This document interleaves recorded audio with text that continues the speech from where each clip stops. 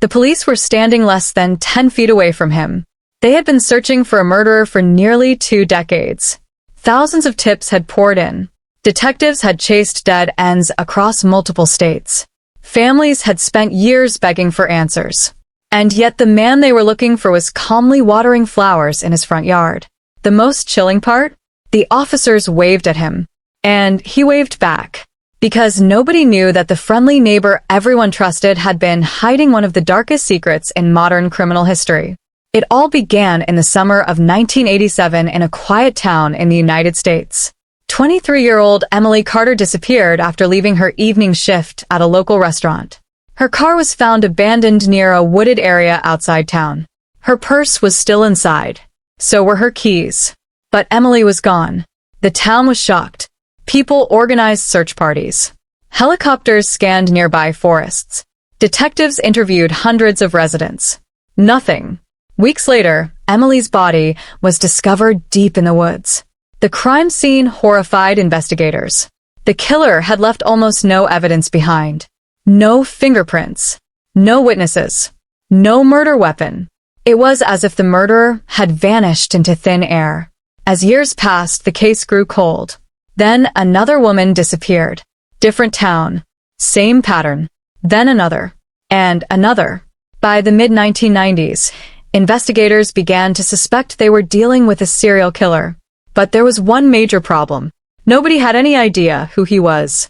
The victims appeared completely unrelated. Some worked in restaurants. Others were students. A few were young mothers. The only thing connecting them was the terrifying fact that they all seemed to cross paths with someone shortly before they vanished. Someone nobody could identify. Meanwhile, in a suburban neighborhood hundreds of miles away, a man named Richard Walker appeared to be living a perfect life. He was polite, friendly, helpful. The kind of neighbor who shoveled snow from elderly residents' driveways before they even woke up. Children waved to him while riding their bicycles. Families invited him to barbecues. He attended community meetings and holiday events. If someone had suggested he was capable of murder, people would have laughed. But behind closed doors, Richard was living a second life. One that nobody could see. For nearly 20 years, detectives repeatedly came close to uncovering him. At one point, his name actually appeared in a police report. A witness remembered seeing a man who vaguely resembled him near one victim. Investigators questioned him. Richard remained calm. He answered every question, passed a background check, and walked away. The lead died instantly. Years continued to pass. Victims' families lost hope. Some parents died before ever learning what happened to their daughters. The killer seemed untouchable. Then technology changed everything. In the early 2000s, forensic scientists began re-examining evidence from old cold cases. Tiny traces of DNA that had once been useless suddenly became valuable. Investigators created a genetic profile of the unknown killer. But there was still no match. The DNA sat in databases for years, waiting. Then one detective had an idea. Instead of searching for the killer directly, why not search for his relatives? Using emerging genetic genealogy techniques, investigators began comparing the DNA profile to public family records. Slowly, a family tree started forming. Branches connected. Names appeared. The search narrowed. And eventually, one name kept rising to the surface. Richard Walker. Detectives were stunned. The respected neighbor? The community volunteer? The man who had spent 20 years attending neighborhood cookouts? It seemed impossible. They launched a secret surveillance operation. For months, officers followed him. They watched where he went, who he met, what he did. Richard never appeared nervous, never acted suspicious. It was almost as if he genuinely believed he had gotten away with everything. Then came the moment investigators had waited decades for. One morning, Richard stopped at a coffee shop.